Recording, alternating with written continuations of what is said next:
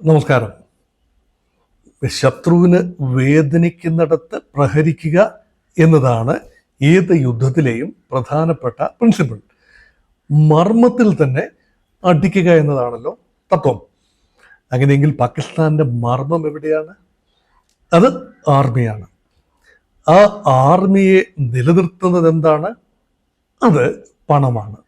പാകിസ്ഥാന്റെ വരവിൽ സിംഹഭാഗവും ഒന്നുകിൽ ഔപചാരികമായ സൈനിക സന്ധാരണത്തിന് അല്ലെങ്കിൽ ഔപചാരികമായ സൈനിക പർച്ചേസസിന് ഉപയോഗിക്കുന്നു, അല്ലെങ്കിൽ അനൗപചാരികമായ ഫൗജി ഫൗണ്ടേഷൻ, സൈന്യത്തിന്റെ ഉന്നത ഉദ്യോഗസ്ഥന്മാർക്ക് പങ്കാളിത്തമുള്ള അല്ലെങ്കിൽ റിട്ടയർഡ് ആളുകൾക്ക് പങ്കാളിത്തമുള്ള അവരുടെ കൂടെ വെൽബീയിങ്ങിന് വേണ്ടിയുള്ള ഫൗജി ഫൗണ്ടേഷൻ, അത് വ്യവസായങ്ങളുടെ വലിയ ശൃംഖലയാണ്. അതിലേക്ക് പണം വഴിമാറപ്പെടുന്നു. അപ്പൊ എങ്ങനെ നോക്കിയാലും പാകിസ്ഥാന്റെ അടിസ്ഥാന സൗകര്യ വികസനത്തിനായും പാകിസ്ഥാന്റെ ജനക്ഷേമത്തിനായും ഉപയോഗിക്കുന്ന തുക വളരെ പരിമിതമാണ്. അപ്പം സൈന്യമാണ് പാകിസ്ഥാൻ. അല്ലെങ്കിൽ നമ്മൾ പൊതുവെ ആലങ്കാരികമായി പറയാറുണ്ട്, എല്ലാ രാജ്യത്തിനും ഒരു സൈന്യമുണ്ട്. പക്ഷെ സൈന്യത്തിന് വേണ്ടി ഒരു രാജ്യമുണ്ട്, ആ രാജ്യത്തിന്റെ പേരാകുന്നു പാകിസ്ഥാൻ. ഇത് ഭംഗ്യാന്തരേണ പറഞ്ഞു വയ്ക്കുന്നതാണ്. അതുകൊണ്ട് സൈന്യത്തിന് വേദനിക്കുന്ന ഇടങ്ങളിലേക്ക് നേരിട്ടുള്ള പ്രഹരം ഭാവിയിൽ വരുന്നുണ്ട്. അതിന് മുൻകൂട്ടി സൈന്യത്തെ വരിഞ്ഞു മുറുകാൻ പാകിസ്ഥാൻ ഇക്കോണമിയെ ടാർഗറ്റ് ചെയ്യേണ്ടതുണ്ട് എന്ന ഇന്ത്യയുടെ സുചിന്തിതമായ അഭിപ്രായം അത് നടപടികളുടെ രൂപത്തിലേക്ക് വരികയാണ്. പരിശോധിക്കാം. ഇന്ത്യ ഫൈനാൻഷ്യൽ ആക്ഷൻ ടാസ്ക് ഫോഴ്സിനെ സമീപിച്ചിരിക്കുകയാണ്. എന്താണ് ഈ ഫൈനാൻഷ്യൽ ആക്ഷൻ ടാസ്ക് ഫോഴ്സ്? അതൊരു ഇന്റർനാഷണൽ കൺസോർഷ്യമാണ്, സമിതിയാണ്. 40ഓളം അംഗരാജ്യങ്ങളും സംഘടനകളുമുള്ള ഒരു വലിയ സമിതിയാണ്.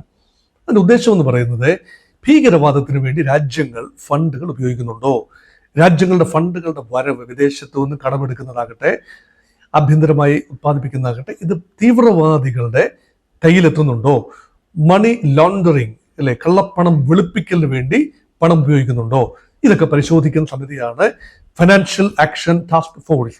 ഈ ഫൈനാൻഷ്യൽ ആക്ഷൻ ടാസ്ക് ഫോഴ്സ് പാകിസ്ഥാനെ മുൻകാലങ്ങളിലൊക്കെ പലപ്പോഴും കരിം പട്ടികയിൽ പെടുത്തിയിട്ടുള്ള ഒരു ചരിത്രമുണ്ട്. ഏറ്റവും അവസാനമായി 2018 മുതൽ 22 വരെ കരിം പട്ടികയിലായിരുന്നു പാകിസ്ഥാന്റെ സ്ഥാനം. 22 അതിൽ നിന്നും മോചനം നേടി എത്തിയതാണ് പാകിസ്ഥാൻ. അങ്ങനെ മോചനം നേടി എത്തിയെങ്കിൽ മാത്രമേ IMFന്റെയും വേൾഡ് ബാങ്കിന്റെയും ഒക്കെ ലോണുകളും മറ്റ് ഉഭയകക്ഷി ലോണുകളുമൊക്കെ നിർബാധം ലഭിക്കൂ. അതിന് ഒന്ന്, സാമ്പത്തിക അവസ്ഥ മെച്ചമാകണം, ഉറപ്പുകൾ കൊടുക്കണം, അതോടൊപ്പം തന്നെ ഒരു സർട്ടിഫിക്കേഷനും കൂടി ആവശ്യമുണ്ട്. അപ്പോൾ ഇന്ത്യ ഇപ്പോൾ ചെയ്തിരിക്കുന്നത് ഒരു ട്വിൻ ട്രാക്ക് ഒരു പ്രഹരമാണ്. ഒന്ന്, ഫൈനാൻഷ്യൽ ആക്ഷൻ ടാസ്ക് ഫോഴ്സിനെ സമീപിച്ചിരിക്കുകയാണ്, പാകിസ്ഥാനെ വീണ്ടും കരിമ്പട്ടികയിൽ പെടുത്തണം എന്നതുകൊണ്ട്. 2, അന്താരാഷ്ട്ര നാണയനിധിയെ ഉപയോഗിച്ചിരിക്കുന്നു. അന്താരാഷ്ട്ര നാണയനിധി നമുക്കറിയാം, യുണൈറ്റഡ് നേഷൻസിന്റെ കീഴിൽ പ്രവർത്തിക്കുന്ന ബ്രെട്ടൺ വുഡ് ഇൻസ്റ്റിറ്റ്യൂഷനാണ്. ഒരു രാജ്യത്തിന് പെട്ടെന്ന് സാമ്പത്തിക അവസ്ഥ മോശമാവുകയാണെങ്കിൽ, ബജറ്റ് ഡെഫിസിറ്റ് ഉൾപ്പെടെയുള്ള കാര്യങ്ങൾ ഉണ്ടാകുമ്പോൾ പെട്ടെന്ന് ബെയിൽ ഔട്ട് നടത്താൻ വേൾഡ് ബാങ്കിന്റെ പ്രോജക്റ്റൊക്കെ സമയമെടുക്കും. അത് ഡെവലപ്മെന്റൽ പ്രോജക്റ്റാണ്. പെട്ടെന്ന് പണം ആവശ്യമുള്ളപ്പോൾ നൽകുന്നത് തീർച്ചയായും ഇന്റർനാഷണൽ മോണിറ്ററി ഫണ്ടാണ്. അവരുടെ പലിശ വളരെ കൂടുതലാണ്, തിരിച്ചടവ് വ്യവസ്ഥകൾ കർശനമാണ്, സ്ട്രക്ചറൽ അഡ്ജസ്റ്റ്മെന്റുകൾ വേണ്ടി വരും, ഒക്കെയാണ്. പക്ഷേ പണം അവൈലബിൾ ആകും. അങ്ങനെ പാകിസ്ഥാൻ ഇപ്പോൾ കഴിഞ്ഞ 2 വർഷമായി 2024 മുതൽ ഒരു ബെയിൽ ഔട്ട് പാക്കേജിലാണ്. അത് ആദ്യ പ്രാവശ്യമൊന്നുമല്ല. നമുക്ക് 2023-24 പാകിസ്ഥാന്റെ സമ്പദ് വ്യവസ്ഥ തകർന്നടിഞ്ഞത് നമ്മൾ കണ്ടതാണ്. അതിൽ നിന്നും കരകയറി വരികയാണ്. ഗ്രോത്ത് റേറ്റ് മൈനസിൽ പോയി. 2022-23 മൈനസ് ആയിരുന്നു. 23-24 ഒരു ചെറിയ വളർച്ച കാട്ടുന്നു. 2.2% വളർച്ച കാട്ടുന്നു. GDP growth rate. India consistently വളരുകയാണെന്ന് ഓർക്കണം. GDP ഗ്രോത്ത് എന്ന് പറയുന്നത് 6% കൂടുതലാണ് കൺസിസ്റ്റന്റ്ലി. ശരാശരി ഒരു 7% വരും. കഴിഞ്ഞ ഒരു 10 വർഷത്തെ കണക്ക് എടുത്തു നോക്കുകയാണെങ്കിൽ പാകിസ്ഥാൻ അങ്ങനെയല്ല, ഏറിയും കുറഞ്ഞും ഇരിക്കുകയാണ്. അപ്പോൾ വലിയ ബുദ്ധിമുട്ടിലാണ്. അവിടെയാണ് ഈ ഇരട്ട പ്രഹരം ഏൽപ്പിക്കാൻ സാധ്യതയുള്ള ഒരു ആഘാതം. പാകിസ്ഥാൻ $300 ബില്യൺ എക്സ്റ്റേണൽ ഡെറ്റ് കൊണ്ട് നട്ടം തിരികെയാണ്. പാകിസ്ഥാന്റെ മൊത്തം ഇക്കോണമിയുടെ ഗതി തന്നെ നോക്കിക്കഴിഞ്ഞാൽ ഏതാണ്ട് PPP ടേംസിൽ നോക്കും, പർച്ചേസിംഗ് പവർ പാരിറ്റി ടേംസിൽ നോക്കുമ്പോൾ 1.99 ട്രില്യൺ ഇക്കോണമിയാണെന്ന് വേണമെങ്കിൽ പറയാം. ലോകത്തെ 25ാം സ്ഥാനമാണ്. പക്ഷേ ആക്ച്വൽ കണക്കുകൾ അനുസരിച്ച് അത് 42ാം സ്ഥാനത്താണ് അതിൻ്റെ സ്ഥാനം. അപ്പൊ 25 നോമിനൽ കണക്കിൽ 42ാം സ്ഥാനത്തും PPP കണക്കിൽ 25ാം സ്ഥാനത്തുമാണ്. ഇന്ത്യയുടെ സ്ഥാനം വളരെ മുകളിലാണെന്ന് ഓർക്കണം. ഇന്ത്യ 4.3 ട്രില്യൺ ഇക്കോണമിയിലേക്ക് കടക്കുന്നു. ഏറ്റവും ലേറ്റസ്റ്റ് എസ്റ്റിമേറ്റ് 3.7 ട്രില്യൺ ആയിരുന്നു. അത് ഇപ്പോഴത്തെ റിവൈസ്ഡ് എസ്റ്റിമേറ്റിൽ 4.3 ട്രില്യണിലേക്ക് നീങ്ങുന്നു. അപ്പം ഇന്ത്യൻ ഇക്കോണമിയുടെ പകുതി പോലും ഇല്ല പാകിസ്ഥാൻ ഇക്കോണമി, ഏത് കണക്കിൽ നോക്കിയാൽ പോലും. അത് മാത്രമല്ല, ഇന്ത്യൻ ഇക്കോണമി സ്റ്റേബിൾ ആണ്, ഡെറ്റ് ട്രാപ്പിൽ ഉള്ള ഒരു ഇക്കോണമി അല്ല എന്നും ഓർക്കണം. അപ്പൊ എങ്ങനെയാണ് പാകിസ്ഥാൻ പിന്നെ പിടിച്ചു നിൽക്കുന്നത്? അത് ബെയിൽ ഔട്ട് പാക്കേജ് കൊണ്ടാണ്. ഞാൻ പറഞ്ഞല്ലോ, സ്വാതന്ത്ര്യാനന്തര പാകിസ്ഥാന്റെ ചരിത്രത്തിൽ ഇപ്പം 10-25 വർഷം കഴിയുമ്പോൾ തിരിഞ്ഞു നോക്കുമ്പോൾ 24 പ്രാവശ്യമാണ് ഇന്റർനാഷണൽ മോണിറ്ററി ഫണ്ടിന്റെ ബെയിൽ ഔട്ട് പാക്കേജ് പാകിസ്ഥാൻ ഉപയോഗപ്പെടുത്തുന്നത്. മറ്റൊരു രാജ്യവും, ദക്ഷിണേഷ്യയിലെ മറ്റൊരു രാജ്യവും അതുപോലെയുള്ള ഒരു അവസ്ഥയിൽ, അന്ത്രാള അവസ്ഥയിൽ പെട്ടിട്ടില്ല എന്നത് പ്രത്യേകമായി നമ്മൾ നോക്കിക്കാണേണ്ട കാര്യവുമാണ്. അതുകൊണ്ട് പാകിസ്ഥാൻ എക്കാലത്തും ആശ്രയിച്ചിരുന്നത് IMFിന്റെ ലോൺ എടുത്താൽ തിരിച്ചു കൊടുക്കാനാവില്ല. അതുകൊണ്ടാണ് ആസ്തികൾ വിൽക്കേണ്ടി വരുന്നത് പലപ്പോഴും. പിന്നുള്ള ഒരു സ്റ്റേബിൾ സോഴ്സ് എന്ന് പറയുന്നത് ചൈനയാണ്. ചൈന ഈ കഴിഞ്ഞ മാസം, മാർച്ച് മാസം, ചൈന ഒരു $2 ബില്യൺ ലോൺ കൊടുത്തു. ലോൺ എന്ന് പറഞ്ഞാൽ അത് തിരിച്ചു കൊടുക്കേണ്ടതാണ്. അത് കർശനമായ വ്യവസ്ഥയിൽ ചൈന ലോൺ കൊടുത്തു. ചൈന ആകെ കൊടുത്തിരിക്കുന്ന ലോൺ എന്ന് പറഞ്ഞാൽ ഒരു മൈൻഡ് ബ്ലോയിങ് എമൗണ്ട് ആണ്. $29 ബില്യൺ സഹായമാണ് ചൈന പാകിസ്ഥാന് കാലാകാലങ്ങളിലായി ചെയ്തിരുന്നത്. അതിൻ്റെ സിംഹഭാഗവും തിരിച്ചടവ് സംഭവിക്കുന്നതേ ഇല്ല. അതുകൊണ്ടാണ് പാകിസ്ഥാൻ കടക്കെണിയിലാണ്. ചൈനീസ് ഡെറ്റ് ട്രാപ്പ് ഡിപ്ലോമസിയുടെ ഇരയാണ് എന്ന് പറയുന്നത്. അപ്പം 22% പാകിസ്ഥാന്റെ ആകെ കടത്തിന്റെ 22% ഒരൊറ്റ രാജ്യത്തിൽ നിന്നുള്ള ലോണാണ്. അത് ചൈനയിൽ നിന്നുള്ള ലോണാണ്. അപ്പം ഈ $29 ബില്യൺ മിക്ക സിംഹഭാഗവും ചെലവഴിച്ചിട്ടുള്ളത് ഊർജ ഉൽപാദനത്തിന് വേണ്ടിയാണ്. ഇപ്പം ചൈനയ്ക്ക് പാകിസ്ഥാന് എണ്ണ കൊടുക്കാനാവില്ല, കാരണം ചൈനയ്ക്കും എണ്ണ ഇമ്പോർട്ട് ചെയ്യേണ്ടതാണ്. പക്ഷേ റഷ്യയിൽ നിന്നും ചൈനയ്ക്ക് എണ്ണ ലഭിക്കും. കാരണം ചൈനയ്ക്ക് ഉള്ള ഊർജ്ജ ആവശ്യത്തിന് വേണ്ടിയുള്ള പെട്രോളിയം ലഭിക്കുന്നത് റഷ്യയിൽ നിന്നും പ്രധാനമായും ലഭിക്കും. മറ്റിടങ്ങളിൽ നിന്നും സോഴ്സ് ചെയ്യാൻ സാധിക്കും. പാകിസ്ഥാനും വെളിയിൽ നിന്ന് വാങ്ങിയെങ്കിലേ പറ്റൂ. എണ്ണപ്പാടങ്ങൾ അവിടെയും വളരെ കുറച്ചാണ്. ഇന്ത്യയെ പോലെ തന്നെയാണ്. ഇന്ത്യ, ചൈന, പാകിസ്ഥാൻ എല്ലാം തന്നെ എനർജി ഡെഫിസിറ്റ് സ്റ്റേറ്റ്സ് ആണ്.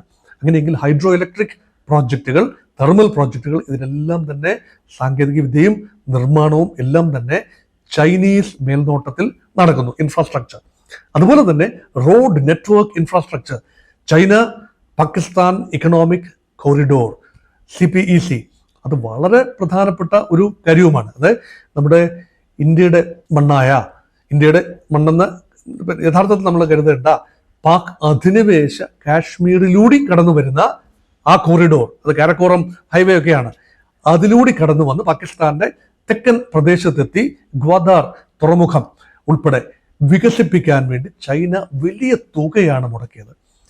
അപ്പോൾ ഒരു തുക മുടക്കുന്നു, അത് തിരിച്ചു കിട്ടുന്നില്ല എന്നറിയാം, സാരമില്ല എന്ന് വെക്കാം. പക്ഷേ ചൈനീസ് എഞ്ചിനീയർമാർ ഉൾപ്പെടെ, കൺസ്ട്രക്ഷൻ ജീവനക്കാർ ഉൾപ്പെടെ ശക്തമായ ആക്രമണത്തിന് വിധേയരാവുകയാണ്, പ്രത്യേകിച്ച് ബലൂചിസ്ഥാനിലും നോർത്ത് വെസ്റ്റ് ഫ്രോണ്ടിയർ പ്രോവിൻസിലും ഒക്കെ. അപ്പൊ ചൈനയെ വല്ലാതെ അലോസരപ്പെടുത്തുന്ന ഒരു തീരുമാനമാണ് ഇത് എന്ന് വേണമെങ്കിൽ കരുതാം. അതുകൊണ്ട് ചൈന പാകിസ്ഥാനെ തുടർന്നും ഇക്കണോമിക് ഒരു ക്രൈസിസിൽപ്പെട്ട പാകിസ്ഥാനെ ബെയിൽ ഔട്ട് ചെയ്യും എന്ന് കൃത്യമായി പറയാനുമാവില്ല. അതുകൊണ്ടാണ് ചൈനയുടെ സഹായം, യുദ്ധം ഉണ്ടായിക്കഴിഞ്ഞാൽ പാകിസ്ഥാൻ ഇക്കോണമി താഴെ പോകുമെന്ന് യാതൊരു സംശയമില്ലാതെ പറയാം. ഒരു 8-10 ദിവസത്തേക്കുള്ള യുദ്ധ ചെലവിനുള്ള പണം മാത്രമേ പാകിസ്ഥാൻ ഉണ്ടാവൂ. അത് മാത്രമല്ല, അമ്യൂണീഷൻസ് എത്തുമായിരിക്കും. ചൈനയിൽ നിന്ന് കുറച്ചൊക്കെ റിപ്ലനിഷ് ചെയ്യാൻ അമ്യൂണീഷൻസ് ഓൾറെഡി ഉള്ളതും റിസർവ് ഇതും ഒക്കെ എത്തുമായിരിക്കാം. പക്ഷെ അതുപോലെ അതിന് പണം എന്നത് വലിയ ഒരു വിഘാതമായി നിൽക്കുന്നു. അതുകൊണ്ട് പാകിസ്ഥാനെ സംബന്ധിച്ചിടത്തോളം മുന്നോട്ടുള്ള പോക്കിന് ഫൈനാൻഷ്യൽ സ്റ്റെബിലിറ്റി അത്യന്താപേക്ഷിതമാണ് എന്ന ഇന്ത്യയുടെ ബോധ്യം അതുകൊണ്ട് ആളുകൾ ചോദിക്കുന്ന ഒരു ചോദ്യമുണ്ട്, എന്തുകൊണ്ട് തിരിച്ചടിച്ചില്ല? ഇഞ്ചിഞ്ചായി ഞെക്കിക്കൊല്ലുക എന്നത് ഒരു പോളിസിയാണ്. തീർത്തും ബലഹീനമായി നിൽക്കുമ്പോൾ ചാടി വീഴാൻ സാധിക്കുക, അതും ഒരു യുദ്ധതന്ത്രം തന്നെയാണ്. പാകിസ്ഥാനെ നിരന്തരമായി ദുർബലപ്പെടുത്തി. ഇപ്പോൾ നദീജലം പങ്കിടുന്നതുമായി ബന്ധപ്പെട്ട കരാർ, 1960 കരാർ മരവിപ്പിക്കുക വഴി പാകിസ്ഥാനിൽ പാനിക് സിറ്റുവേഷനായി. ഒരു 80% ഈ ജലസേചനത്തിനും കുടിവെള്ളത്തിനും ഒക്കെ ആശ്രയിച്ചിരുന്ന ആ ഒരു ഇന്ത്യയുടെ പ്രദേശത്തോട് വരുന്ന ജലമാണ്. അത് പൂർണ്ണമായി ഒന്നും കൊട്ടിയടക്കാൻ ആവില്ല എന്ന് നമുക്കറിയാം, പാകിസ്ഥാനും അറിയാം, എന്നെ കേൾക്കുന്ന എല്ലാവർക്കും അറിയാം. പക്ഷേ ദീർഘകാല അടിസ്ഥാനത്തിൽ ഇന്ത്യ തടയണകളും ഡാമുകളും കൺസ്ട്രക്ട് ചെയ്ത് നദികളുടെ ഒഴുക്കിനെ റെഗുലേറ്റ് ചെയ്ത് കഴിയുമ്പോൾ ഒരു 5 മുതൽ 10 വർഷത്തിനുള്ളിൽ സ്ഥിതിഗതികൾ കൈവിട്ടു പോകും പാകിസ്ഥാനിൽ. അതിനുള്ളിൽ വലിയ മാറ്റങ്ങളാണ് പാകിസ്ഥാനുള്ളിൽ വരാൻ സാധ്യത. അതൊരു ഇക്കണോമിക് സ്ട്രൈക്കാണ്, ജനജീവിതത്തെ ബാധിക്കും, ജനം തെരുവിലടങ്ങും, പാകിസ്ഥാൻ ഗവൺമെന്റിനെതിരെ അവർ നിരന്തരമായി പോരാടും, സൈന്യത്തിന്റെ ഗ്രിപ്പ് അയും. ഇവിടെയാണ് സൈന്യം തട്ടിച്ചു കൊടുക്കുന്നത് പാകിസ്ഥാൻ ജനത നൽകുന്ന നിർലോഭമായ പിന്തുണയുടെ അടിസ്ഥാനത്തിലാണ്. ആ പിന്തുണയുടെ ബേസ് എന്ന് പറയുന്നത് അവരുടെ ജീവിതം സ്വച്ഛന്തമായി മുന്നോട്ട് പോകുമ്പോൾ സൈന്യമാണ് അവരെ സംരക്ഷിക്കുന്നത് എന്ന തോന്നൽ. ഇത് സൈന്യത്തിന്റെ ഇടപെടൽ കൊണ്ട് ഇന്ത്യയുമായി അലോസരമുണ്ടാകുന്നു. സൈന്യം ട്രെയിൻ ചെയ്യുന്ന പാകിസ്ഥാൻ ഭീകരർ, സൈന്യത്തിന്റെ നേരിട്ടുള്ള ഇൻവോൾവ്മെന്റ്, ISIയുടെ നേരിട്ടുള്ള ഇൻവോൾവ്മെന്റ്, ഇതെല്ലാം ഉൾക്കൊള്ളുന്ന ഒരു സംവിധാനം ഇന്ത്യക്കെതിരെ പ്രവർത്തിക്കുമ്പോൾ ഇന്ത്യ നടപടിയെടുക്കുന്നു. അതിന്റെ തിക്തഫലം അനുഭവിക്കേണ്ടി വരുന്നത് സൈന്യമല്ല. സൈന്യം അപ്പോഴും സുരക്ഷിതമായി നിൽക്കുന്നു. അവരുടെ സൈന്യത്തിൻ്റെയൊക്കെ ഉന്നത നേതാക്കളുടെയൊക്കെ വീടുകളൊക്കെ കൊട്ടാര സമാനമായ ഭവനങ്ങളാണ്. അപ്പൊ അവരൊരു വശത്തെ തിമിർത്താടുന്നു, പക്ഷേ സാധാരണ ജനം വഴിയിലാകുന്നു, വെള്ളത്തിലാകുന്നു. ഈ അവസ്ഥ അധികകാലം നീണ്ടു നിൽക്കില്ല. അതുകൊണ്ട് ഇന്ത്യയുടെ മൾട്ടി പ്രോൺ സ്ട്രാറ്റജി, അതായത് സർജിക്കൽ സ്ട്രൈക്ക് പോലെയുള്ള കാര്യങ്ങൾ തീർച്ചയായും സംഭവിക്കും. അതിനൊരു ടൈം ക്രമമുണ്ട്, സമയക്രമമുണ്ട്.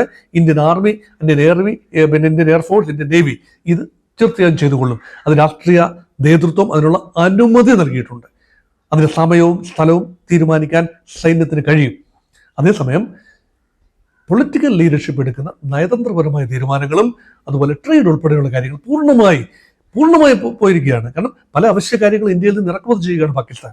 ട്രേഡ് കഴിഞ്ഞ കാലങ്ങളിൽ വളരെ വർദ്ധിച്ച ഒരു കാഴ്ചയുമുണ്ട്. ഒരു 1000 കോടി ഡോളർ, 1000 കോടി രൂപയുടെ ട്രേഡാണ്. വലിയ ട്രേഡ് ഒന്നുമല്ല, പക്ഷേ അത് നിന്നു പോവുകയാണ്. അപ്പോൾ പാകിസ്ഥാൻ ഇന്ത്യയിലേക്ക് കയറ്റുമതി ചെയ്യാനാവില്ല, ഇന്ത്യയിൽ നിന്ന് പാകിസ്ഥാന് ഇറക്കുമതി ഒന്നും ചെയ്യാനാവില്ല. അത് മാത്രമല്ല, ഈ പോർട്ടുകളൊക്കെ വളരെ പ്രധാനമാണ്. ഇപ്പം പല ഇന്റർനാഷണൽ ഷിപ്സും ബോംബെയിൽ നിന്നും നേരെ കറാച്ചി അല്ലെങ്കിൽ ഗ്വാദാർ ഒക്കെയാണ് പോകുന്നത്.